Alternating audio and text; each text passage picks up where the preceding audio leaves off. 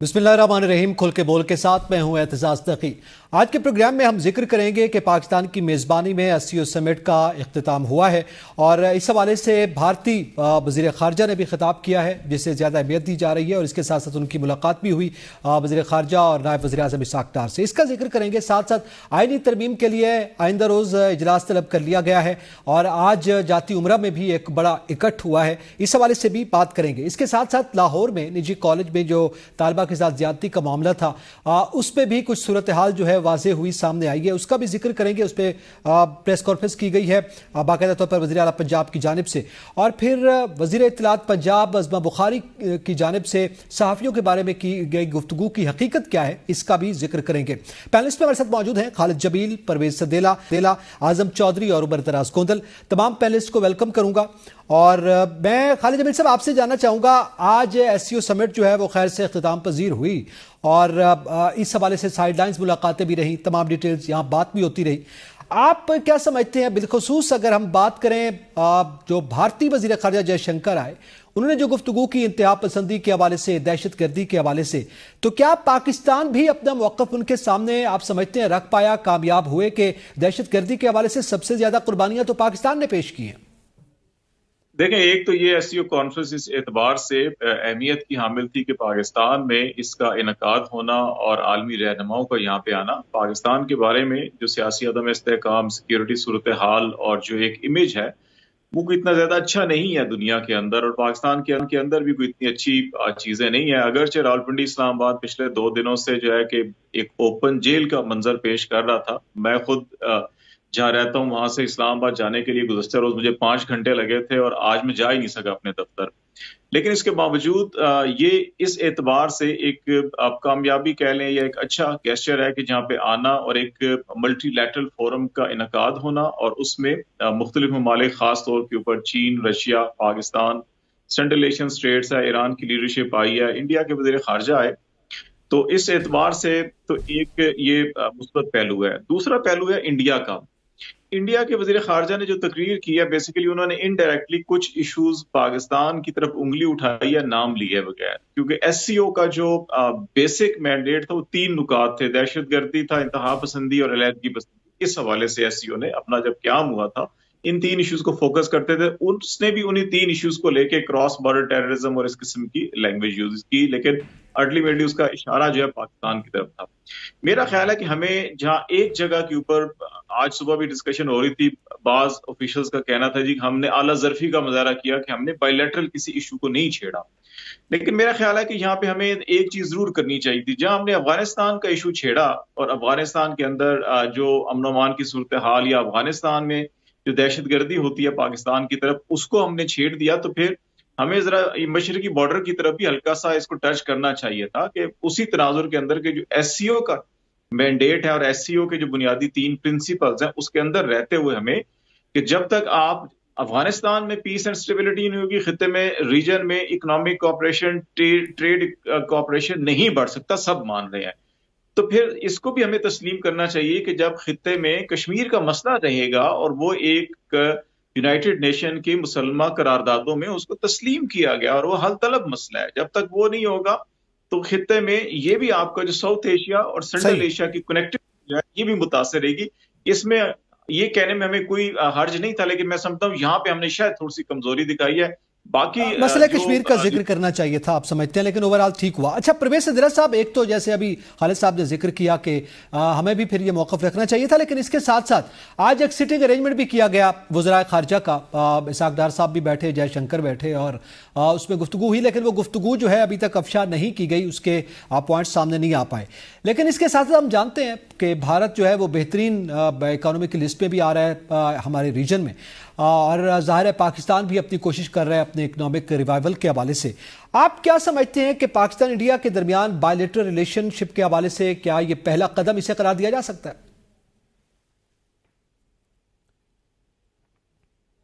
जो कॉन्फ्रेंस हुई है, मैं तो पूरी कौम को इस पे मुबारकबाद देता हूं कि पाकिस्तान, देखें कुछ अरसा पहले अगर देखा जाए तो यहाँ पे खेलने के लिए क्रिकेट की टीम भी कोई नहीं आती थी, लेकिन जिस ऑर्गेनाइजेशन की आपने ये कॉन्फ्रेंस पाकिस्तान में होल्ड की है,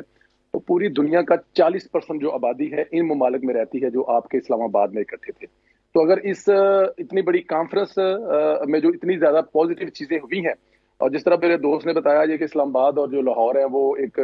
اوپن جیل ہے، تو میرے خیال میں جب دنیا کے 40% آبادی والے ملکوں کے سربراہان ہوں گے تو یہ آپ کسی بھی جگہ پہ دنیا کے کسی ملک میں بھی ہوگے تو وہاں پر ایسا ہی سما ہوگا. اس کو میرے خیال میں اتنا نیگیٹو نہیں سوچنا چاہیے، یہ پازیٹیو ہے. ظاہر ہے ان کی سیکیورٹی 2 دن کے کام کاروبار ہر چیز سے پہلے ہونی چاہیے. آپ کے ملک میں اتنا بڑا ایونٹ ہو رہا ہے، اس میں کوئی شک نہیں ہے. اس طرح کی بہت ساری ہیپنس ہوتی رہی ہیں، اور یہ تقریباً آپ دیکھیں چاہے وہ واجپئی صاحب آئے ہوں، چاہے وہ واجپئی صاحب آپ کے ہمارے پاکستان پر کھڑا ہو کر نعرہ لگا کے ہوں گے کہ اپنی قوم کو جا کے سمجھائیں گے کہ پاکستان کے ساتھ امن کتنا ضروری ہے، چاہے مودی چائے پینے کے لیے جاتے جاتے آ جائیں، سشما سوراج صاحبہ آ جائیں. یہ ہمیشہ کریڈٹ رہا ہے پاکستان مسلم لیگ نون کی حکومت کے، ان کے دور میں بھارت سے تعلقات اچھے کرنے، ٹریڈ پر زور دیا گیا ہے. لیکن پھر معاملات آتے ہیں، ایون کہ عمران خان صاحب کے دور میں یہ بڑا اچھا ایک سٹیپ تھا یہ جو ہم نے مطلب کہ سکھوں کے لیے ایک بہت بڑا ان کا ٹیمپل، ان کا گردوارہ بنایا. تو پاکستان ہمیشہ ہی پہل کرتا ہے، یہ کوئی پہلی دفعہ نہیں ہے. جب بھی موقع ملتا ہے پاکستان پہل کرتا ہے. اب پوائنٹ یہ ہے کہ کیا ہندوستان بھی اس کو ایسے لے کے چلے گا، پاکستان کے اس مثبت رویے کا مثبت جواب دے گا؟ تو میرے خیال میں کہ ہندوستان کو بھی اس وقت پتا ہے کہ اگر انہوں نے دیکھیں ایک طرف ہندوستان کے چائنا کے ساتھ پرابلم ہے، دوسری طرف پاکستان کے ساتھ پرابلم ہے، تو ایسے چل نہیں سکتا. اینڈ آف ڈے ہمیں ایک پیج پر بیٹھنا پڑے گا. اگر آپ نے اکانومی وائز اس علاقے کو اسٹرانگ کرنا ہے جہاں آپ کی 40% آبادی والے ملک جو ہیں یہ سارے ایک اس آرگنائزیشن کے اندر بیٹھے ہوئے ہیں، تو یہ سارے اگر مل جائیں، اگر بہت میں تو اگلی بات کر رہا ہوں، اگر آگے جا کے ان کے ویزا فری ہو، آگے جا کے ان کی کرنسی ایک ہو، یہ بہت دور کی بات ہے. لیکن اس کو پہلا قدم کہا جا سکتا ہے کہ اگلے سال روس میں یہ منعقد ہوگی یا کسی جگہ ہندوستان میں منعقد ہوگی. تو ہر گزرتے دن کے ساتھ، لیکن اس کے لیے کیا ہے کہ اس کے لیے ہمارے اپنے ملک میں سیاسی استحکام اعزاز بہت ضروری ہے. جب تک ہمارے اپنے ملک میں سیاسی استحکام نہیں ہوگا اس وقت تک بھارت، چائنا، روس کوئی بھی کچھ کر لیں کچھ ہونے ہی نہیں جا رہا. تو برابری کی سطح پھر بات کرنے میں ہمیں مشکلات پیش آئیں گی. اچھا اعظم چوہدری صاحب، دوسرا اس کے ساتھ ساتھ ایک معاملہ پیراللی آج بھی سامنے آیا، اس پہ بھی آپ کمنٹ کریں گے، لیکن اس کے ساتھ ساتھ آئینی ترمیم کا معاملہ ہے. آج ظاہر ہے باقاعدہ طور پر اپنے تمام نمائندوں کو، آپ کے علم ہے حکومتی نمائندوں کو یہ کہا گیا، JUIF نے بھی اپنے نمائندوں کو یقینی طور پر کہا آئندہ روز اجلاس ہے. تو کیا وجہ ہے، اتنی جلدی کیوں ہے کہ تھکے ہوئے نمائندے ہیں، کوئی ایک آدھ روز اس کو ڈیلے کیا جا سکتا تھا؟ جی بہت شکریہ. دیکھیں میں آپ کے شو میں ایک دفعہ یہ بات کر چکا ہوں کہ ایک اچھے کام کو اگر آپ غلط طریقے سے کریں تو وہ اچھے کام کی بھی اہمیت ختم ہو جاتی ہے. اب آپ نے اگر آئینی ترمیم کرنی ہے، ایک طرف SCO کانفرنس چل رہی ہے، ایک طرف آئینی ترمیم کا معاملہ ہے، آپ اس میں تھوڑا سا 1-2 دن کا آپ اس کے اندر کوئی ڈیفرنس کر لیتے، آئینی ترمیم کو آپ آگے لے جاتے یا اس سے پہلے کر لیتے. ایک طرف جس طرح بسم اللہ صاحب کہہ رہے تھے کہ 40% آبادی کے ممالک کے سربراہ وہ اس وقت اسلام آباد میں بیٹھے ہیں، اور ہمارے پرائم منسٹر صاحب وہ لاہور میں بیٹھے ہیں، کیونکہ یہاں پہ ان کا آج ایک عشائیہ تھا میاں نواز شریف صاحب کا، اور وہاں پہ ایک میٹنگ تھی جس میں زرداری صاحب، صدر مملکت بلاول بھٹو صاحب، پرائم منسٹر صاحب، مریم نواز صاحبہ، اس طرح میاں نواز شریف صاحب کے اور مولانا فضل الرحمان سارے وہاں پہ موجود ہیں. اگر آپ اس وقت اس کو SCO کانفرنس کے دوران آپ آئینی ترمیم کرنے جا رہے ہیں تو اوبیسلی اس کے اوپر شکوک و شبہات پیدا ہوتے ہیں کہ آپ کو اتنی کیا ضرورت ہے، جلد بازی کی کیا ضرورت ہے کہ آپ 2 دن انتظار نہیں کر پائے کہ آپ SCO کانفرنس گزار لیں، اس کے بعد آپ آئینی ترمیم کا آپ اپنا پروسیس کر لیں. اور کل کا دن جو آنے والا کل ہے، اس دن آپ دیکھیں 17 تاریخ کو کابینہ کمیٹی کا بھی اجلاس بلا لیا گیا، سینٹ کا، قومی اسمبلی کا سارے اجلاس بلا لیے گئے کہ جلد بازی کے اندر یہ کر لیا جائے. اس سے یہ ایک تاثر بڑا مضبوط ہو جاتا ہے کہ یہ SCO کانفرنس کی آڑ کے اندر یہ آئینی ترمیم کروائی جا رہی ہے، اور اس سے یہ بھی ایک تاثر پیدا ہوتا ہے کہ شاید اس کے اندر کچھ ایسی شکیں یا کچھ ایسے معاملات ابھی بھی موجود ہیں جو حکومت اوجھل رکھنا چاہتی ہے عوام سے، اور جلد بازی میں اس کو منظور کروانا چاہ رہی ہے تمام فورمز کے اوپر. اور اس وقت اگر حکومت صرف SCO کانفرنس کے اوپر توجہ رکھتی، اور جس طرح ہمارے مسائل ہیں، ہمیں اس وقت اکانومی کا مسئلہ ہے، ہمیں ٹیررزم کا مسئلہ ہے، ہمیں جو کلائمیٹ چینج کا مسئلہ ہے، جن کے اوپر یہ SCO کانفرنس ہو رہی تھی، ہم اس کے اوپر فوکس کرتے تو زیادہ اچھا ہوتا، تاکہ اس کے اندر یہ تاثر پیدا نہ ہوتا کہ اس کی آڑ کے اندر کچھ اور مقاصد حاصل کیے جا رہے ہیں، کرنے کی کوشش کی جا رہی ہے. اچھا اسی پہ عمر دراز آپ بتائیے گا, آج بھی جاتی عمرہ میں جو ہے وہ اکٹھ ہے, مولانا صاحب موجود ہیں, پیپلز پارٹی موجود ہے, آپ کیا سمجھتے ہیں؟ آپ تازہ ترین, ایک تو ظاہر ہے ہم اپڈیٹ سے بھی ہمیں آگاہ کریں گے, اور دوسرا اس وقت کیا اس مسودے کے حوالے سے ظاہر ہے ابھی پیپلز پارٹی اور جے یو آئی نے تو گزشتہ روز بھی آپ کو پتہ ہے وہ ملاقات ہوئی, اتفاق رائے ہونے کا انہوں نے اعلان کیا ہے, لیکن نون لیگ کے مسودے کے حوالے سے بھی کیا کوئی اتفاق ہوا ہے؟ دیکھیے جو اب تک کی لیٹسٹ ڈیولپمنٹ ہے وہ وہی position as of this moment ہے. اس کے بعد کیا ہو وہ بات کی بات ہے. جو میں نے شو میں بیٹھنے سے پہلے جو ہمارے پاس انسائڈر ہے وہ یہ ہے, مولانا صاحب اپنی بات کے اوپر سٹینڈ کر رہے ہیں اور مولانا صاحب یہ کہہ رہے ہیں کہ آئینی بینچ, لیکن مسلم لیگ نون کہتی ہے کہ ٹھیک ہے آپ کی بات مان لیتے ہیں آئینی بینچ والی, لیکن وہ بات مانیں گے ہم ہائی کورٹس کی سطح پہ. پہلے مسلم لیگ نون یہ کہہ ہی نہیں رہی تھی کہ ہم ہائی کورٹس کی سطح کے اوپر یا صوبوں کی سطح پہ آئینی عدالت یا آئینی بینچ بنائیں گے. وہ کہتے ہیں ہم آئینی بینچ بنا لیں گے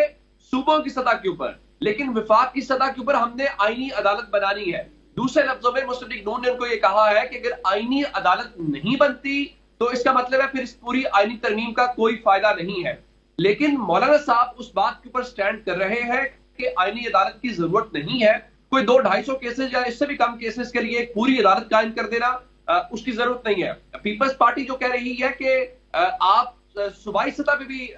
وہ آئینی عدالتیں بنائیں, تو مسلم لیگ نون بھی وہاں سٹینڈ نہیں کر رہی. وہ کہہ رہے ہیں ہائی کورٹس کی سطح پہ تو آئینی بینچ ٹھیک ہے, لیکن وفاق کی سطح کے اوپر نہیں کر رہے. ابھی جو وہاں سے ویژولز آئے ہیں وہ بڑے دلچسپ ہیں. اگر آپ نے دیکھا ہو اس عشائیے کے میزبان تو نواز شریف صاحب ہیں, لیکن درمیان میں بٹھایا گیا ہے مولانا صاحب کو اور زرداری صاحب کو, اور مولانا صاحب کے دائیں جانب نواز شریف ہے اور بائیں جانب زرداری صاحب ہے, اور پھر زرداری صاحب کے بائیں جانب آگے شہباز شریف صاحب بیٹھے ہوئے ہیں.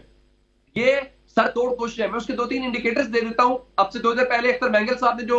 بتایا کہ ان کے 2 سینیٹرز کے ساتھ جو سلوک ہوا ہے, اور اب سے تھوڑی دیر پہلے پیپلز تحریک انصاف کی مہر بانو قریشی نے جو الزام عائد کیا ہے کہ ان کی بھابھی کو اٹھا لیا گیا ہے. یہ جو ساری چیزیں رپورٹ ہو رہی ہیں یہ اس بات کے انڈیکیٹر ہے کہ گورنمنٹ کے پاس نمبر نہیں ہے, وہ بائی ہک اور کروک تو کرنا چاہ رہے ہیں. اس کے ساتھ یہ بھی اطلاع آئی کہ شاید کل جو وفاقی کابینہ کا اجلاس ہے وہ بھی فی الحال پوسٹ پون ہو گیا ہے, اور اس کے ساتھ قومی اسمبلی کا اور جو سینٹ کا ایجنڈا ہے اس میں بھی آئینی ترمیم شامل نہیں ہے. دیکھیں اگر آپ نے ڈنڈے کے زور پہ کرنی ہے,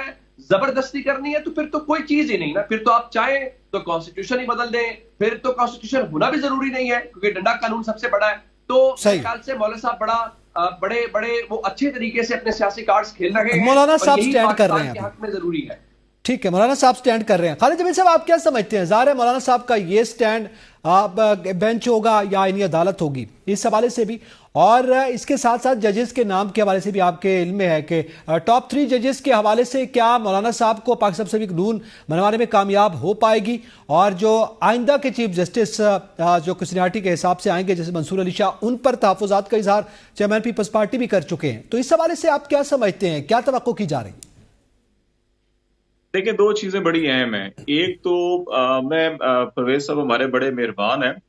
یہ اسلام آباد کے اندر نا ہم نے بڑی کانفرنسیں اٹینڈ کی ہوئی ہیں, اور WTO کانفرنس بھی میں نے, اور دنیا کی سب سے بڑی جو ایٹمی ممالک کے سربراہان کی کانفرنس ہوتی ہے وہ بھی اٹینڈ کی ہوئی ہے. اچھا, یہ پنڈی اسلام آباد میں 40 کلومیٹر یا 50 کلومیٹر دور اگر گلیاں بند کر دی ہیں تو ہمیں ریڈ زون اور ریڈ زون سے لے کر جو پرانا ایئرپورٹ نور خان ایئر بیس سے لے کر اور ریڈ زون تک سمجھ میں آتا ہے. یہ ہم دیکھتے رہے, ہمیشہ ہوتا ہے, اور یہ میرا خیال ہے کہ ہمارے مہمانوں کی سیکورٹی ہونی بھی چاہیے. لیکن آپ اگر G13 سے لے کر اور پھر جو ہے کہ روات تک اگر سارے شہر کو بند کر دیں گے, اور ایون ایک محلے سے دوسرے محلے میں جاتے ہوئے لوگوں کو بند کر دیں گے, میرا خیال یہ گورنمنٹ کے اندر ایک پینک سا جو PTI نے پھیلایا ہوا تھا نا, وہ کہ جب مظاہرہ کر دیں گے, یہ کر دیں گے, وہ کر دیں گے, اور پھر کھا گیا جی ڈاکٹرز کی ملاقات کروا دیں گے, پھر وہ ملاقات نہیں ہوئی. تو وہ کئی انٹینشنز تھیں گورنمنٹ کے اندر کہ ملاقات نہیں کروانی, بس نہیں کروانی, تو یہ نہ اچانک لوگ نکل آئے. تو اس وجہ سے جو ہے کہ یہ ایک پینک تھا پنڈی اسلام آباد میں. لیکن وہ اچھی بات ہے, چلیں پرامن طریقے سے سب کچھ ہو گیا, اور اس کو زیادہ بہتر طریقے سے میرا خیال مینج کیا جا سکتا تھا. وہ پہلے خیر ایک روٹ کا حوالے سے پلان بھی جاری کیا گیا, خود آفیشلی جاری کیا گیا, پھر اس کے بھی اگینسٹ کیا گیا, بالکل ایسا ہے. پلان بھی بند تھے, سارے لوگ وہاں جاتے تھے, بند تھے. اب آ جاتے ہیں یہ آئینی ترامیم کے حوالے سے. دیکھیں یہ پارلیمنٹ کا اختیار ہے کہ وہ آئین سازی اس نے کی, آئین کے اندر وقت کے تقاضوں کے ساتھ ساتھ جو ہے کہ اس میں تبدیلیاں بھی آتی ہیں. اگر آج 26ویں آئینی ترمیم کا مسودہ ہے تو اس کا مطلب ہے کہ اس سے پہلے 25 دفعہ آئین کے اندر ترمیم ہو چکی ہے, اور اس میں کوئی برائی نہیں ہے. لیکن یہ کس مقصد کے لیے کی جا رہی ہے؟ یہ کس انٹینشنز کے ساتھ کی جا رہی ہیں. ہمیشہ جتنے بھی اصول قانون ہوتے ہیں، اگر آپ جیورسپروڈنس جس کو کہتے ہیں لا کی زبان کے اندر، چاہے وہ شریعہ ہو، چاہے وہ یورپین ہو، چاہے وہ ایسٹرن ہو، چاہے وہ یونانی اصول قانون ہو، اس کے اندر یہ دیکھا جاتا ہے کہ آپ کی انٹینشنز کیا ہیں اور آپ وہ جو کرنے جا رہے ہیں اس کی کیا وہ پرسن اسپیسیفک ہیں یا وہ ایونٹ اسپیسیفک ہیں یا وہ کسی گروہ کے مفادات کے گرد ہیں. تو پھر اس لیجسلیشن کو جو ہے کہ وہ یہ کہا جاتا ہے جی کہ یہ انکانسٹیٹیوشنل لیجسلیشن ہے. اور ماضی کے اندر ہماری سپریم کورٹ نے بعض جگہوں پہ جو ہے ایکسٹرا آرڈنری جا کے اس کو انٹرفیئرنس کہہ سکتے ہیں آپ کے، جا کے اس نے کالعدم بھی قرار دی کچھ ترامیم کو. کچھ جگہوں کے اوپر جو ہے کہ اس نے ویلڈ پوائنٹس کے ساتھ جو ہے کہ ترامیم کو کالعدم قرار دیا، اور یہ ماضی قریب میں بھی ابھی ہمیں یاد ہے یہ سب کچھ ہوا. اب اس سارے ماحول کو اگر آپ دیکھیں جہاں پہ ایک طرف ارکان پارلیمنٹ کی کسی کا بیٹا اغوا ہو رہا ہے، کسی کی بہن اغوا ہو رہی ہے، کسی کی بیوی اغوا ہو رہی ہے، کسی کے جو پتہ چلتا ہے جی اب وہ آڈیوز آنا شروع ہو گئی ہیں، ٹیلی فون کالز ریکارڈ ہو رہی ہیں، پتہ نہیں اب وہ مبینہ طور کے اوپر اصلی ہیں، جعلی ہیں، نقلی ہیں، یہ بھی سارا ہونا ہے. لیکن جو ماحول ہے، اور یہی ستمبر میں ہم نے دیکھا تھا کہ ایک دم سے اچانک کابینہ، اچانک پارلیمنٹ، اچانک مسودے تھے ہی نہیں کسی کے پاس، اور پھر ایک دم سے اچانک آئے اور پھر اچانک ہی سب کچھ جو ہے رول بیک ہو گیا. ابھی بھی ویسی ہی صورتحال، کچھ چیزیں سامنے آئی ہیں، اس کے اوپر ڈبیٹ ہوئی ہے، اور کچھ چیزیں جو ہے کہ ابھی بھی سمجھ میں نہیں آ رہا کسی کو بھی کہ کیا ہے کیا نہیں ہے. تو اس لیے جو لیگل فرٹرنٹی ہے یا ایون پارلیمنٹ کے اندر کچھ جماعتیں ہیں جو کہتی ہیں کہ اس کے اوپر ڈبیٹ ہونی چاہیے. اگر 18ویں ترمیم کے اندر اتنی لمبی ڈبیٹ ہوئی تھی اور ایک کنسنسس ڈیولپ ہوا تھا، اب کیا ضرورت پڑی کہ ہمیں اسی 18ویں ترمیم کے اندر ہم نے جسٹس سجاد علی شاہ کیس اور وہاب الخیری کیس جو تھا الجہاد ٹرسٹ کیس کا، جس کے اندر یہ اصول طے کیا تھا سپریم کورٹ کے اندر مداخلت نہیں کی جائے گی اور جو سینئر موسٹ جج ہوگا اس کو بنا دیا جائے گا. اس کا مطلب ہے ابھی خاص طور کے اوپر یہ مخصوص نشستوں کا فیصلہ آیا، اس کے بعد سے جسٹس منصور جو ہے کہ وہ رڈار کے اوپر ہے، وہ اسٹیبلشمنٹ کے بھی، وہ حکومت کے بھی. اور ایک فیصلے کی بنیاد کے اوپر آپ پوری کی پوری عدلیہ کے سٹرکچر کو بدلنے اگر کچھ جائے گا تو میرا خیال ہے اس کی وجہ سے اس وقت سب سے زیادہ جو مزاحمت ہو رہی ہے یا ریزسٹنس ہو رہی ہے آپ کو میڈیا کے اندر یا سوشل میڈیا میں، یا آپ کی چاروں صوبائی بار جو ہیں، ماسوائے پاکستان بار اور سپریم کورٹ بار کے جو عہدیداران ہیں، آپ کی چاروں صوبائی بار اور اسلام آباد high court bar, district bar اور بار کونسل اسلام آباد کی سب کے سب اس کے خلاف جو ہے کہ قراردادیں مزاحمت کر رہے ہیں. ٹھیک ہے، یقیناً یہی صورتحال ہے، یہی صورتحال ہے. پرویز صدرہ صاحب، آپ کیا سمجھتے ہیں کیا وجہ یہ مختلف جس سے دھمکی دھونس لوگوں کا اٹھایا جانا، ممبران کے بارے سے شکایات سامنے آنا، یا جس نوعیت کی آڈیوز کا ذکر ابھی خالد صاحب بھی کر رہے ہیں، یہ صرف آئینی ترمیم کے لیے ہو رہا ہے؟ آئینی ترمیم بذات خود ایک آئینی پروسیس ہے، اس میں اگر نمبر گیم پوری ہوتی ہے تو اس کے بعد حکومت کا حق ہے کہ وہ کر لے، لیکن جس طرح کا یہ ماحول ہے اس پر آپ کیا کہیں گے؟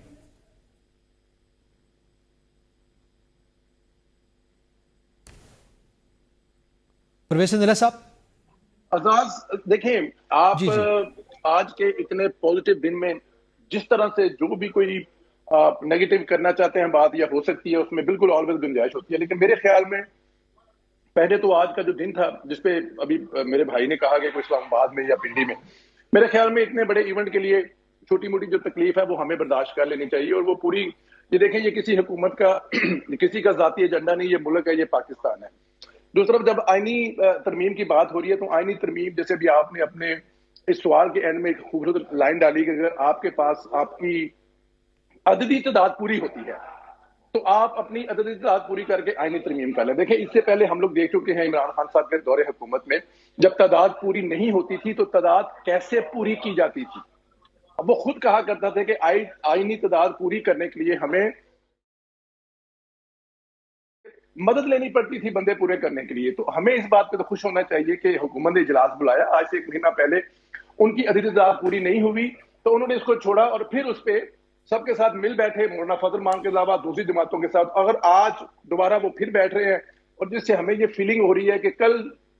عددی تعداد پوری ہونے کے بعد یہ آئینی ترمیم جو ہے وہ منظور ہو جائے گی، تو یہ بڑی اچھی بات ہے. میرے خیال میں یہی ڈیموکریسی ہے، یہی جمہوریت ہے. اس میں ہم لوگ 565 نیگیٹو چیزیں نکال سکتے ہیں کہ یہ کیسے پوری ہو رہی ہے. نیگیٹو، اچھا صدرہ صاحب سوال تھوڑا سا، یہ یقیناً مل بیٹھنا، قائل کرنا ایک دوسرے کو، یہ جمہوری انداز ہے، یہ تو پازیٹیو چیز ہے نا، یہ ہونا چاہیے. لیکن دوسری جانب جس طرح سے پی ٹی آئی یہ بات کر رہی ہے کہ ان کے لوگوں کو اٹھایا جا رہا ہے یا ان کو دھمکیاں دی جا رہی ہیں یا جس طرح کی آڈیو کالز آ رہی ہیں، یہ ماحول کیوں بنایا جا رہا ہے؟ سر ایسا میرے دیکھیں پاکستان تحریک انصاف کے پاس اور کہنے کے لیے کرنے کے لیے ہے کیا؟ اپنے ورکرز کو، پاکستان کے ان ووٹرز کو جنہوں نے ان کو ووٹ دیا ہے، ان کو بتانے کے لیے ان کے پلے چیز کیا ہے سوائے اس کے کہ ہمارے اوپر ظلم و ستم ہو رہا ہے، ہمیں اٹھایا جا رہا ہے، ہمیں یہ کیا جائے۔ پی ٹی آئی کیوں نہیں بیٹھتی پاکستان کی تحریک سیاسی جماعتوں کے ساتھ؟ پی ٹی آئی کے اسپوک پرسن جو حکومت کے تھے کے پی کے، وہ جے شنکر کو تو دعوت دے رہے تھے آئے ہمیں خطاب کریں، لیکن پاکستان کی سیاسی جماعتوں کے ساتھ کیوں نہیں بیٹھتے؟ پاکستان تحریک انصاف کی جماعت ایز اے جماعت کی حیثیت سے آئینی ترمیم پر جا کر اپنا مسودہ کیوں نہیں پیش کرتے؟ جا کے ان کے ساتھ کیوں نہیں بات کرتے؟ بڑی سمپل سی بات ہے۔ اگر نہیں، اس میں تو سندیلا صاحب وہ کہہ رہے ہیں آپ نے کابینہ کمیٹی کا اجلاس میں ہم اپنا مسودہ لے کے آ رہے ہیں، اور آپ نے ایک دم جو ہے وہ قومی اسمبلی کا سینٹ کا اجلاس بھی طلب کر لیا ہے، تو میرے خیال میں ان کو موقع دینا چاہیے نا پھر، تاکہ وہ اپنا مسودہ پیش کریں۔ آج اسی طرح تو 6 سال پھر اور ترمیم پاس نہیں ہو سکے گی جس طرح تحریک انصاف چاہتی ہے۔ تحریک انصاف کیا چاہتی ہے کہ جتنا زیادہ سے زیادہ ٹائم گین کر لیا جائے، کتنا زیادہ سیاسی پوائنٹ سکورنگ کی جائے، اس کے علاوہ ان کا کیا ایجنڈا ہے؟ اگر آپ کو لگتا ہے کیا وہ کسی بھی لمحے پر عمران خان صاحب، آپ پاکستان میں سلامتی کونسل کے جو اجلاس ہوتے ہیں اس سے امپورٹڈ کیا چیز ہوتی ہے کہ اس پاکستان کسی نہ کسی مشکل میں گھرا ہوتا ہے تو آپ کی سیاسی اور آپ کی عسکری طاقتیں مل کر بیٹھتی ہیں، وہ اس وقت ساتھ نہیں بیٹھتے تھے۔ اگر وہ بیٹھے تو آپ مجھے بتا دیں، ان کا ایجنڈا ہی نہیں ہے کہ پاکستان وہ بیٹھے نہیں چاہتے۔ ٹھیک ہے، اس سے جو ہے سندیلا صاحب آپ کا پوائنٹ بالکل ہو گیا کہ وہ تاخیر کرنا چاہتے ہیں، اور ظاہر ہے یہ ان کا آپ سمجھتے ہیں ایجنڈا ہے، اس وجہ سے یہ بات کی جا رہی ہے۔ عالم جوہری صاحب اس حوالے سے بھی تھوڑی آپ بھی روشنی ڈال دیجیے گا کہ یہ جو انوائرمنٹ ہے، جو اطلاعات سامنے آ رہی ہیں اس حوالے سے، اور اس کے ساتھ ساتھ آپ کے نزدیک آپ کیا سمجھتے ہیں کہ سینٹ اور قومی اسمبلی میں کیا حکومتی جو جماعتیں ہیں آئینی ترمیم کے لیے نمبر پورے کر چکی ہیں؟ دیکھیں کوشش بھرپور ہو رہی ہے کہ نمبر گیم جو ہے وہ پورا ہو جائے، لیکن ابھی تک جس طرح ابھی عمر دراز صاحب نے جو نشاندہی کی ہے، ابھی تک تحفظات ہیں کہ نمبر گیم پوری نہیں ہو رہی، کیونکہ اس وقت پی ٹی آئی کے کچھ لوگ ایسے ہیں جو یہ دعویٰ کر رہے ہیں، اب وہ سچائی ہے یا نہیں ہے اس چیز کا ہمیں نہیں علم، لیکن وہ دعویٰ ضرور کر رہے ہیں کہ وہ کوئی کہہ رہا ہے کہ میرے بچے کو اٹھایا گیا ہے، کوئی کہہ رہا ہے جی کہ میری فیملی کو دھمکایا جا رہا ہے، جس طرح ایک سینیٹر ہے ان کی ڈاکٹر زرکا، انہوں نے کہا جی میرے بیٹے کو اٹھا لیا گیا ہے، اسی طرح ریاض فتیانہ نے یہی کہا کہ میرے بیٹے کو اٹھا لیا گیا ہے۔ اب یہ نہیں پتا کہ ان کے بچوں کو واقعی اٹھایا گیا ہے یا انہوں نے مسلم لیگ نون کے یا پیپلز پارٹی کے ساتھ کوئی سیٹلمنٹ کر لی ہے اور وہ ووٹ دینے جا رہے ہیں یا نہیں جا رہے۔ لیکن حکومت تمام تر کوشش یہی کر رہی ہے کہ کسی بھی طریقے سے نمبر گیم پورا کر لیں، کیونکہ جس طرح گزشتہ ایک اٹیمپٹ کی گئی تھی حکومت کو، اس میں اچھی خاصی سکی کا سامنا کرنا پڑا تھا، اور اس سکی سے بچنے کے لیے وہ ہر ممکن طریقے سے کوشش کر رہے ہیں۔ مولانا فضل الرحمان صاحب بھی ابھی کچھ 1-2 پوائنٹس ایسے ہیں جن کے اوپر وہ ان کے ساتھ تکرار کر رہے ہیں، لیکن اوورآل مولانا صاحب ایگری نظر آتے ہیں، اور میں سمجھتا ہوں کہ مولانا صاحب بھی ان کے اس نقطے کے ساتھ متفق ہیں کہ چیف جسٹس جو منصور علی شاہ صاحب ہیں، جو ابھی خالد جمیل صاحب نے جو آپ کو ہائی لائٹ کیا پوائنٹ کہ جو منصور علی شاہ صاحب ہیں ان کو کس طرح مائنس کرنا ہے اور چیف جسٹس بنانا ہے، اس نقطے کے اوپر مولانا فضل الرحمان صاحب ان کے ساتھ متفق نظر آ رہے ہیں، جو کہ اختلاف آپ سمجھتے ہیں وہیں پہ ہے، بینچ اور جو کورٹ ہے کانسٹیٹیوشنل کورٹ، اس پہ ابھی اختلاف برقرار ہے، کیونکہ گزشتہ روز جس طرح سے جس شد و بد سے مشترکہ طور پر یہ بات کی گئی، ملاقات ہوئی مولانا کی اور بلاول بھٹو کی، تو اس سے ایسا لگ رہا ہے کہ کچھ صورتحال جو ہے ان کی انٹرنلی واضح ہو چکی ہے۔ کانسٹیٹیوشنل کورٹ کے حوالے سے مولانا صاحب کا جو مطالبہ تھا وہ ایک کانسٹیٹیوشنل پینل کا ہے اور وہ علیحدہ کورٹ کے حق میں نہیں ہے، لیکن دوسرا جو حکومت کا اس وقت سب سے بڑا پرائم انٹرسٹ ہے وہ یہ ہے کہ منصور علی شاہ صاحب وہ چیف جسٹس نہ بنے، اور میرا خیال ہے کہ یہ کچھ گیو اینڈ ٹیک پہ یہ چیزیں طے پا جائیں گی، کچھ مولانا صاحب کی مانی جائے گی، کچھ مولانا صاحب ان کی مانیں گے، اور یہ میرا خیال ہے کہ جو بلاول بھٹو صاحب کے ساتھ انہوں نے کل رات کو پریس کانفرنس کی تھی اس میں خاصی حد تک ان کی چیزیں آپس میں طے ہو چکی ہیں، اور جو باقی جو پوائنٹس رہ گئے تھے آج وہ مسلم لیگ نون کا جو اشائیہ ہے میاں نواز شریف صاحب کا، وہاں پہ بیٹھ کے ان چیزوں کا حل کرنے کی کوشش کی جا رہی ہے، لیکن اس کے باوجود آپ دیکھیں کہ آئینی ترمیم وہ جس طرح بھی 18ویں ترمیم کا حوالہ دیا گیا تھا، آپ دیکھیں کہ مسلم لیگ نون اور پیپلز پارٹی میں آج تک 18ویں ترمیم کے حوالے سے اختلاف رائے پایا جاتا ہے۔ مسلم لیگ نون کے تمام جو قائدین ہیں وہ وقتاً فوقتاً یہ بات کر چکے ہیں کہ 18ویں ترمیم کو ختم کرنے کی ضرورت ہے، اور پیپلز پارٹی کا تقاضا یہ تھا کہ 18ویں ترمیم کو ختم نہیں کرنے دیا جائے گا۔ اب ٹھیک ہے، صحیح ہے، ظاہر ہے وہ اختلافات ہیں،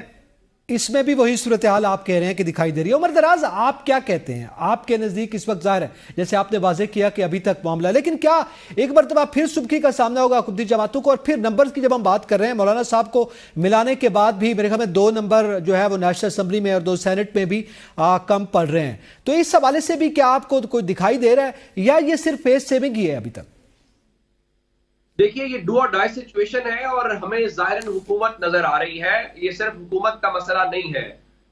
میرے خیال ہے حکومت کو شاید جس طرح یہاں تفصیلاً بات خالد صاحب کر رہے تھے کہ صرف ایک فیصلے کی بنیاد کے اوپر آپ عدلیہ کا سٹرکچر تبدیل کرنا چاہ رہے ہیں، نہیں. اس کا ایک پورا بیک گراؤنڈ ہے جس میں آپ دیکھتے ہیں کہ ہر پریس کانفرنس کے اندر ہر جگہ کے اوپر عدالتوں پہ تنقید ہوتی ہے کہ جناب دیکھیے وہ انصاف نہیں ملتا جی، وہ دیکھیے ضمانتیں ہو جاتی ہیں. پھر اسلام آباد ہائی کورٹ کے 6 ججز کا خط، پھر پورے پاکستان کے جو ہائی کورٹس ہیں جو انہوں نے کہا، اور اس کے بعد سپریم کورٹ میں سناٹا چھایا ہوا ہے. قاضی صاحب جو کہتے ہیں کہ میں آئین کا پابند ہوں. تو مجھے یہ لگتا ہے کہ کسی اور نے فکس کرنا ہے عدلیہ کو، یہ ظاہری حکومت ہمیں اس میں دکھائی نہیں دیتی. تو اب وہ تمام حربے آزمائے جا رہے ہیں، لیکن ضروری نہیں ہوتا کہ ہر چیز طاقت کی بنیاد کے اوپر، ڈنڈے کی بنیاد کے اوپر چلا لی جائے اور وہ ہو جائے. ریزسٹ کیا جا رہا ہے، ریزسٹنس ہو رہی ہے، مولانا صاحب کی ریزسٹنس ہے،